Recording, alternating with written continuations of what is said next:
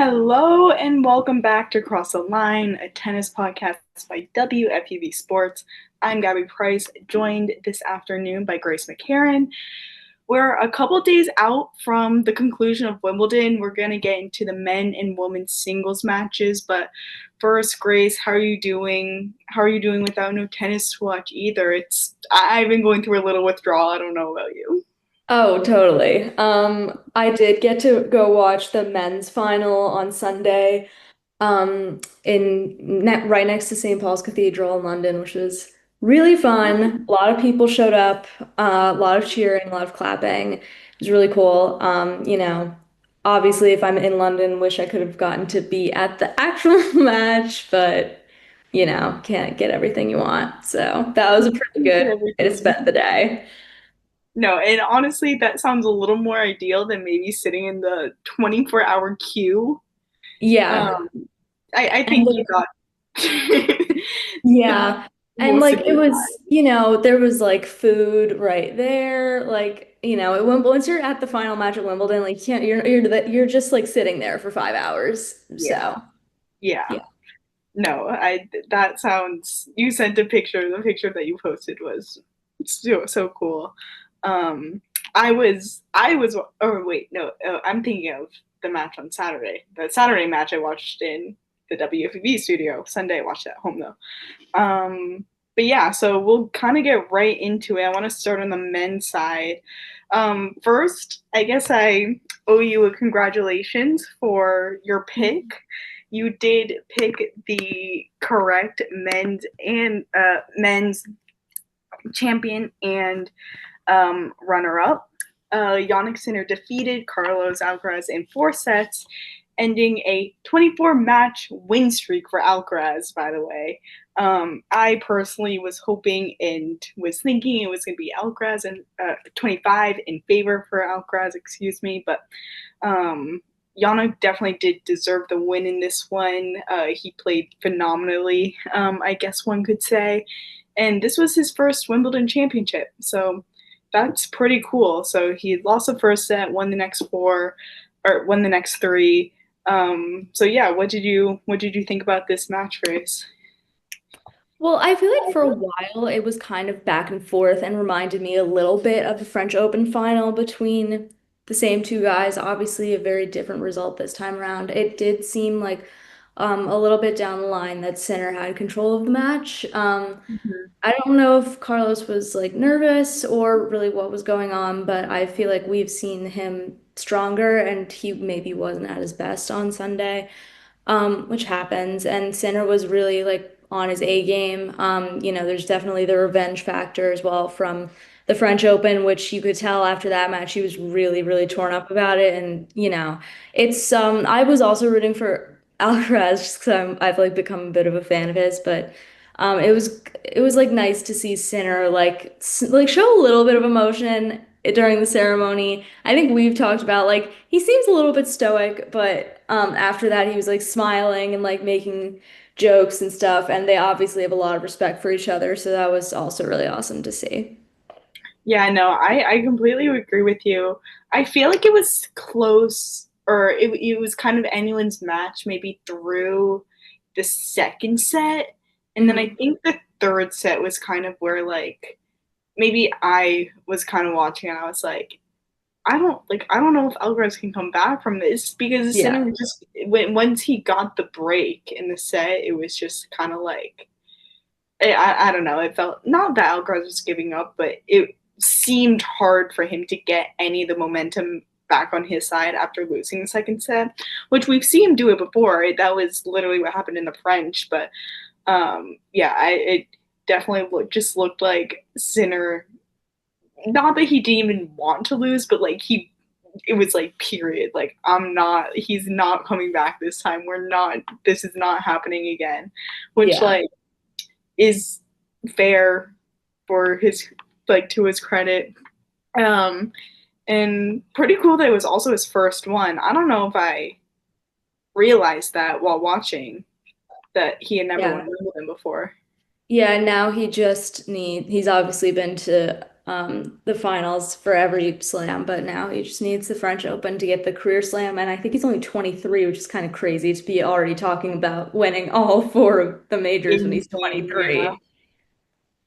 Yeah, no, um that is crazy to think about. And even has it Alcaraz has been, I think, and he's younger. So Yeah. um Alcaraz, I don't know if Alcaraz has been to the I can't remember off the top of my head, uh, been to the Australia final, but obviously he's won the three others literally within the past year. So, yeah, no, that's wild. So he's also pretty close.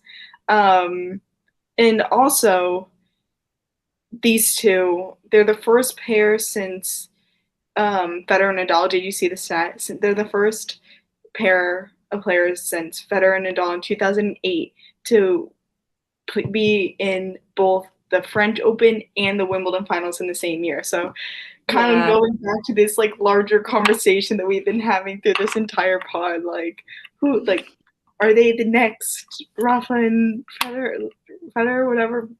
Like, Yeah. yes. The I answer mean, is yes. all signs are pointing to yes, so All yes. signs are pointing to yes. So yeah, that was a pretty cool match to watch. Alcaraz still kind of has an upper edge in their overall series. I want to say it's 8-5 now for Alcaraz. So we're going to be seeing these guys a lot more, like we were just referencing. But let's switch to the women's side now. This match was on Saturday, and Iga Swiatek also won the Wimbledon championship for her first time in her career. And I don't really think that this is an opinion of mine, but maybe it is. It was probably the easiest final that she's played and likely will ever play, as she won 6-0, 6-0. The first bagel I think I read since like 1911 or something insane. So this was definitely a dominant showing on her part, winning against American Amanda Amnisova. Um,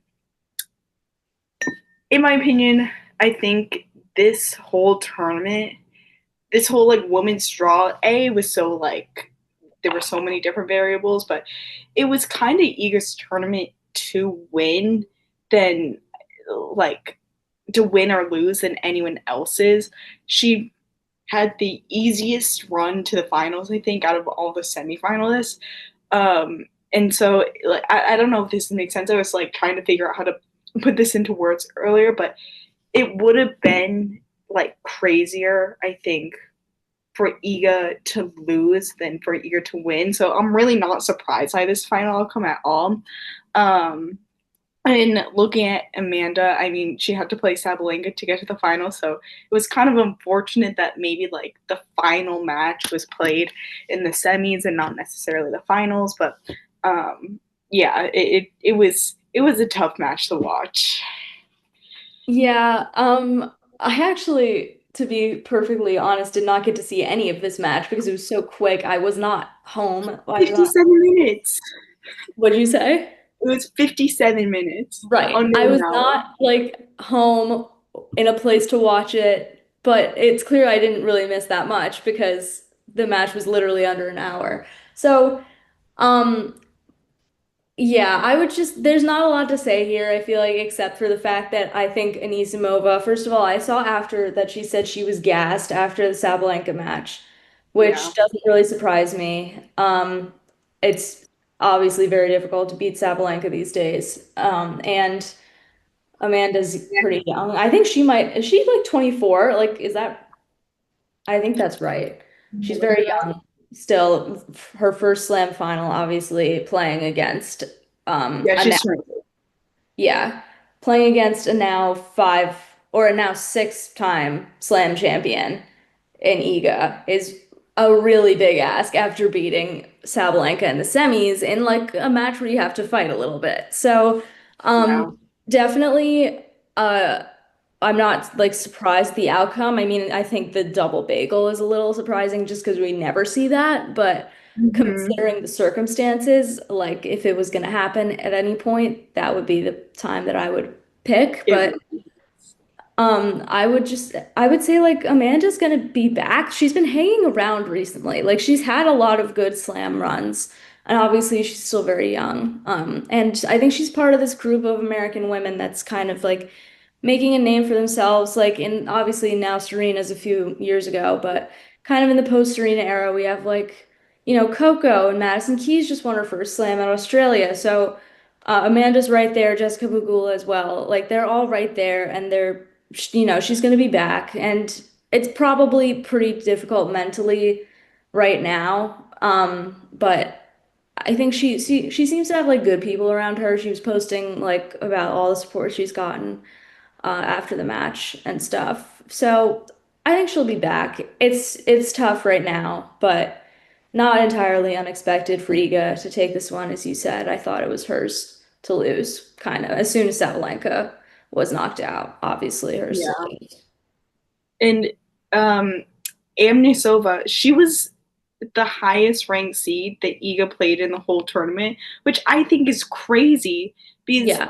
she was still 13. She was still ranked 13. So like the not like I mean tennis, the top 50, maybe like top 25 players in tennis like go so deep, but just like talking about rankings like that, it's like she didn't have to play top 10 seed to win the Wimbledon finals. Like, so Great. that's what it was almost like. If she lost Wimbledon, it would be like you kind of just like Yeah. fumbled the bag completely because like this was set up perfectly for you.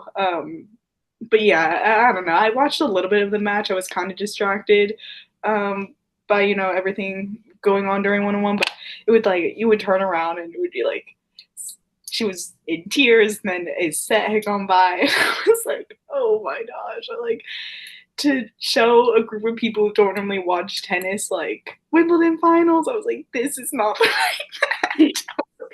Guys, trust this doesn't normally happen. Yeah. um, but yeah, so hopefully they will both be back for the French. And honestly, like if Amanda is kind of starting to feel herself, like no better time to do it before the U.S. Open. Yeah, Like exactly. That's another point actually. Like the players, like Amanda obviously is a good example, but like the other American women who like got knocked out kind of early, so we saw a lot of that. Like Coco losing very, very early after winning the French Open, then getting knocked out like immediately in Wimbledon. I think a good time to bounce back is the US Open. She's already won the tournament, and it's her home slam, and Americans love Coco Gauff. And then there's the other Americans too, like Amanda, like Jessica Pegula, probably more that I'm not even coming up with right now. But yeah, I think it's always fun to see the Americans at the US Open because they love playing at Arthur Ashe. yeah, and it's so fun, and we're close to them, and we can Yeah. go. But that's what when I was, obviously thinking about our episode today was going to be about the Wimbledon finals. I was like, the next slam is the U.S. Open in August, which is absolutely crazy. That like by then we'll be back in person talking about the U.S. Open, which is crazy to think about, but Yeah. very exciting, of course. So and really, there's not a ton that happens until then. I think Cincinnati might be the next um, Yeah. one that maybe we can meet back for, but we'll go on a little hiatus until then. Kind of enjoy the summer, perhaps. Hopefully, the Mhm. weather stays nice. It's been thundering here so much, so I I'm kind heard of about that, and there's like flooding in the subways. oh, it's looks like it's a disaster. So stay away from New York City while you can, everyone. At least for the next couple of days. But that will wrap our Wimbledon talk for 2025. We'll be back in a couple weeks for the hardcore tennis in the United States and getting ready for the US Open. But yeah, a lot of very exciting stuff to look forward to. I'm Gabby Price. I was joined by Grace McCarron today, and Cross the Line is a WFUV production.